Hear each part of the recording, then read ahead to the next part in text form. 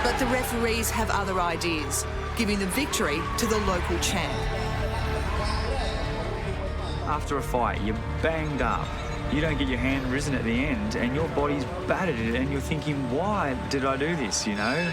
It's hard. It's real hard.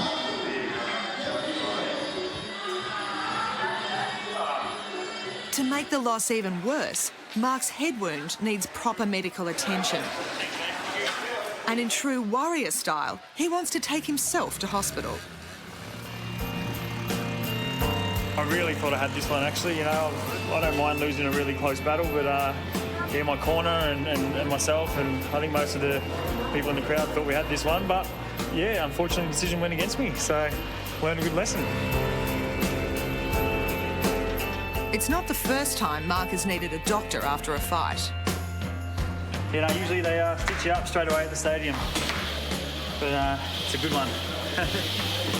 Add to the many that I've already got. 81 stitches so far from Muay Thai, so we'll see what this takes me to. 14 stitches. It's just all part of the game, really. Hoping when she stitched me up, she pulled the skin nice and tight and pulled a few wrinkles out. Got myself a bit of a facelift as well. All good. I think I'm done. Sweet as a nut. Mate, go home and recover. All good. Off home to the family. They're waiting for me.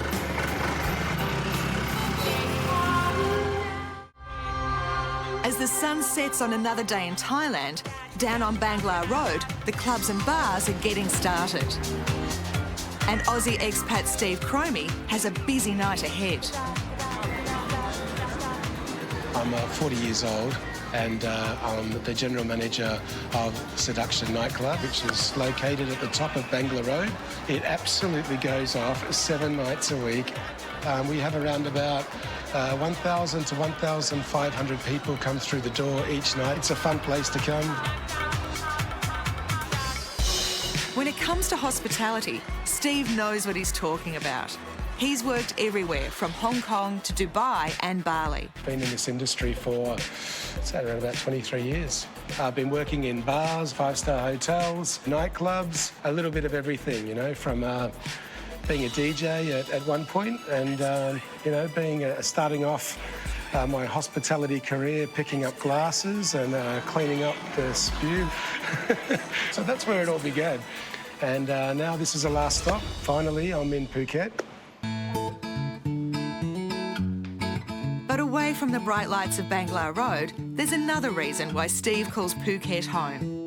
If you had have said to me 6 years ago I was going to be living in Phuket and I was going to have a family, I wouldn't have believed you. So this is little baby Alicia. She just turned 1. And this is my beautiful wife. This is Anne. I met my wife in Dubai. So we met through mutual friends and then we started going out with each other, and then before you know it, we're down at the Thai embassy in Dubai signing the papers.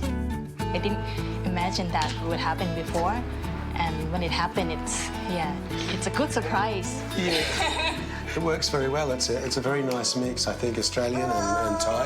Yeah. Look at the result of that mix. I mean.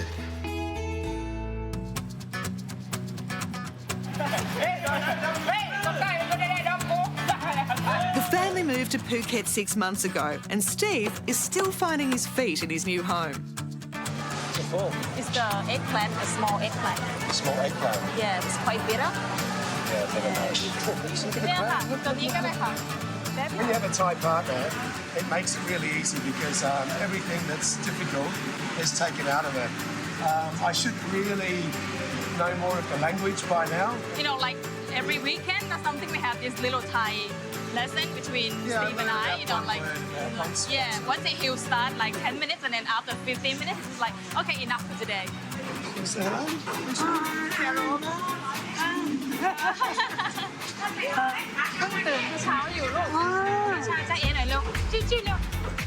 Unlike English, Thai doesn't just use different sounds and spellings to make words, but subtly different tones as well. Gao, gao, gao, gao, gao. See what I mean? Like, it's like... And they have different meaning, totally different. Okay, so if I say gal, which one is that?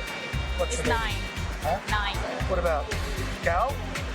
Gal is one kind of disease when you eat too much chicken. What about gal? Gal is scratch. So they have. See, it's they a have little meaning. bit tough to learn. You know what I mean? Like, I really, it's not an easy language to learn, but I'm sure with a bit of perseverance, it will pay off. I haven't been here for that long, but I really feel like I've lived here, you know, almost all my life. The Thai people and the Thai culture, they're just wonderful, calm human beings. For me, it's perfect. You know, I'm living in paradise. But living in paradise has a price. I just can't afford anything else to go wrong. And for Steve, building new dreams won't be easy.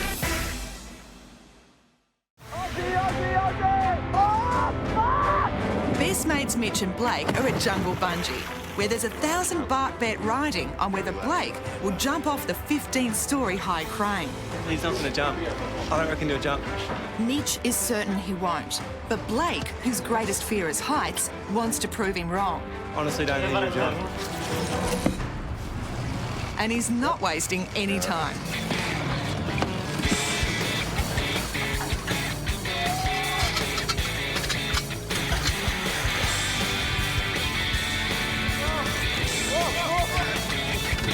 Blakey, thumbs up.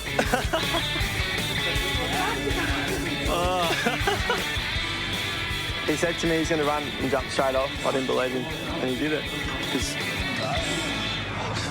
I'm still fucking gobsmacked, to be honest. It was awesome.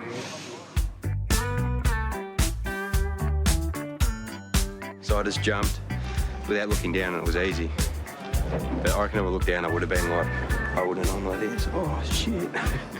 But yeah, it wasn't as bad as I thought it was going to be. And the eyes were like, cheers.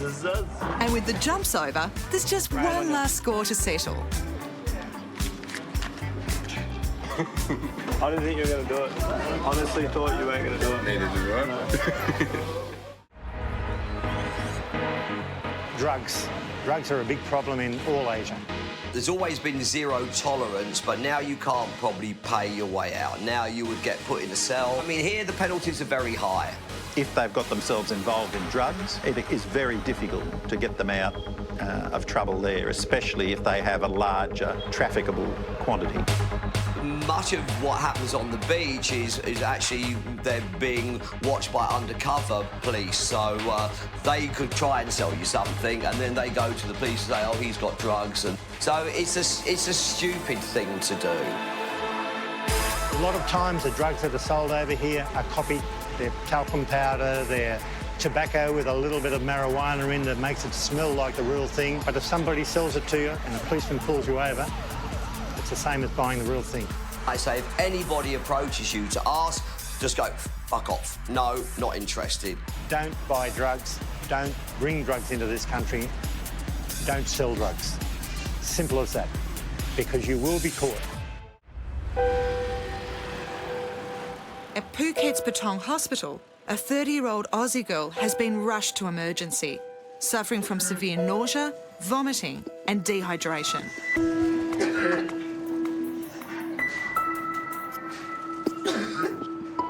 Brad and his girlfriend Rebecca have been in Thailand for a week attending a family wedding and had to leave the celebrations early due to Rebecca's worsening condition. It's Brad's first time in Thailand and his holiday isn't ending like he'd hoped. Yeah, it's not really something you plan on or want to do. Definitely didn't think I'd be in hospital on my holiday in Phuket at all. Did not see this coming one bit. Yeah, just having a good time and, yeah, out of the blue. To make matters worse, the anti-nausea medication she was given by hotel staff turned out to be sleeping pills. She took the tablets and then threw up like a minute later. All the doctors can do is place Rebecca on an IV drip and wait to see if her condition improves. I think you must wait for until this nearly finished. If she's not better, maybe she must to stay here. And if she doesn't improve, she could be too sick to transport home. Just wanted to start feeling better, that's all.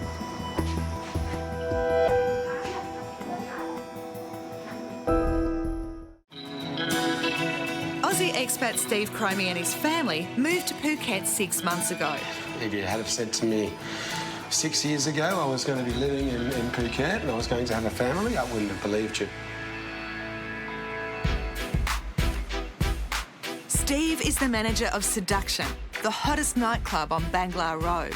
And today, he's overseeing the building of a new high-end rooftop bar. This is going to be an exceptional bar restaurant called Haya. And there's nothing else in this area quite like this. The only issue that I'm having right now is that we've got to be open in 3 weeks. Even with the deadline looming, the Thai building methods aren't easy to get used to. Cheers, mate. I hope he doesn't fall. He's definitely not wearing a safety harness. Things are a little bit different here than they are in Australia. No one wears any safety harness. It's not safety first, it's safety last. The pressure that I'm feeling at the moment is that every single day there is an issue that pops up. Yesterday, somebody had decided to wash the floors and wash all the cement down the pipes. So all the pipes are full of cement. And little things like that are popping up every day. Everything in Thailand tends to take a little bit longer. And that is not because the people don't work hard, it's just because they don't have the tools as we would in Australia. In Australia, we've got the pumps, we've got, you know, all the things that if it rains, we can pump out that water. Have I underestimated the challenge? I wish I could just fast forward to 3 weeks' time and be able to give you an answer. I'm feeling positive, but I just can't afford anything else to go wrong from here on in. Otherwise, yeah, owner's not going to be happy. And 3 weeks later, Bangla's newest and most sophisticated bar opens. And there's not a go-go dancer in sight.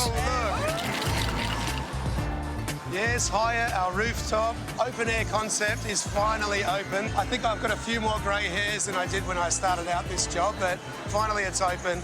I'm just really happy to report that nobody died in the making of this building.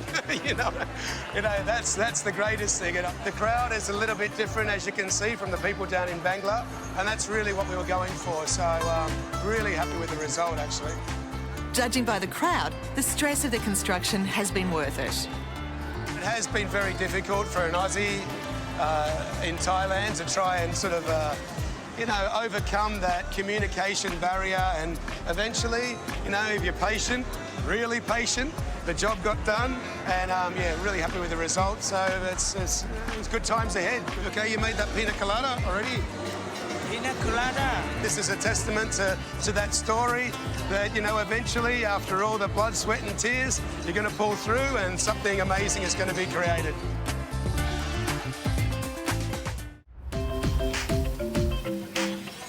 The Thai people value most family and food. You always see Thai people eating, and they're eating with their family. I love Thai food. I just think it's fantastic. It's fresh, it's clean. When you go to a restaurant, you can guarantee that whole fish was caught that morning. Definitely, the food is amazing, and it's so cheap as well. For a nice bowl of pad Thai, it's what, $5 or even $3. Street food, yeah. I mean, I've eaten street food. Funny enough, I've only ever had food poisoning once in 6 years, and that was at a Western restaurant for Sunday roast. We are at the night markets. We're hoping to try some new foods, something different. There's no health and safety regulation. You take a chance a little bit. What's that? Frog? Is it gross? Thai food is Asian style. Generally, all the food goes into the middle of the table and you share. Everything is shared. In Australia, generally, we get our plate and you've got the, steak, you've got the potatoes and you've got the peas, and that's your plate, right? And I remember when I first moved here and having my own plate, and then somebody saying to me, "Oh, that's yours." I said, "Aren't you going to share?" And I was so embarrassed because I just didn't know. It's all about having a good time and eating together and just keeping things simple. Halfway through a 3-week Thailand getaway are fitness freaks Callista and Matt. for us has been more about seeing the sights of Thailand and what it's got to offer, and just an equal balance the whole trip. So we're still exercising and going out and having a few drinks, but enjoying everything this place has to offer. Matt's from Victoria and Callista is from WA. And the pair are road testing their new relationship to see if they can go the distance. Callista and I met through our exes, pretty much. Just come over to spend some quality time together and see how things go. Yeah, obviously we live on other sides of the country, but yeah, just trying to make things work. And what better way to put both their bodies and relationship to the test than at Koh Phangan's famous Wipeout course.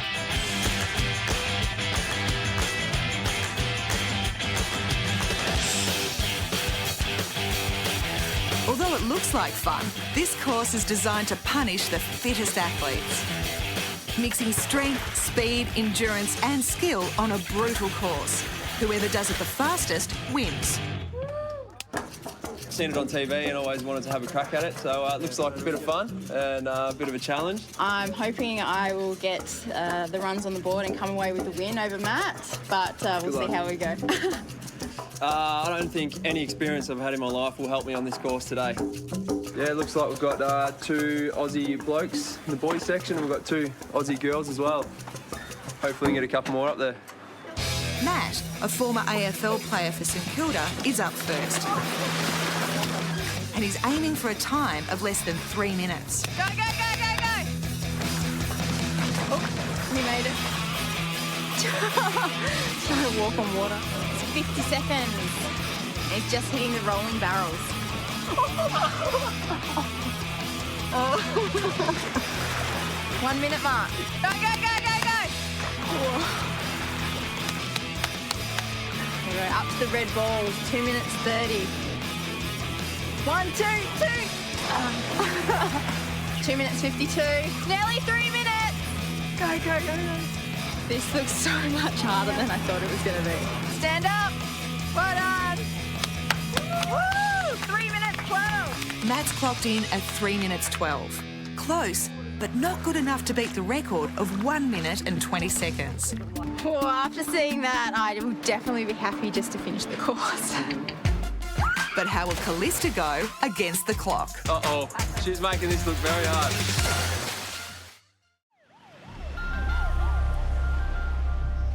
At the Patong Hospital, Aussie Brad has spent the night in emergency with his girlfriend Rebecca.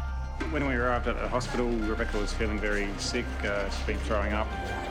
When Rebecca was admitted, she was immediately placed on an IV drip and monitored for any allergic reactions or signs of drink spiking. But after 3 hours and to Brad's relief, Rebecca's condition is improving. And now the treatment is going to be working a team, and she can, if she will be okay, she can go back to take a rest and take medicine at the hotel. The doctors have put it down to a case of severe food poisoning, and finally, Rebecca is able to leave.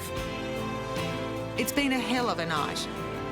But with a plane to catch tomorrow afternoon, at least they'll be fine to travel back home.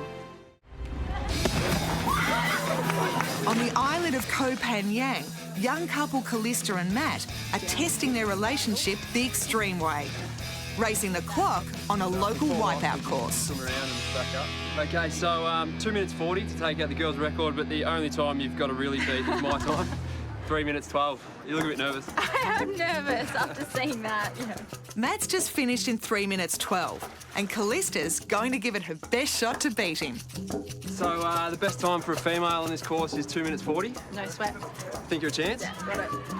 So that means you'll beat me by about 30 seconds. So. That's all right. That's what I trained for. All right, good luck with that. Confident. Good luck, Liz. 3, 2, 1, go. Good entry, good start. She's coming into the 2 rings at the start. Oh, she's going around the outside. Nah, she's down. She's in. This will test out the upper body strength. Not bad on the monkey bars.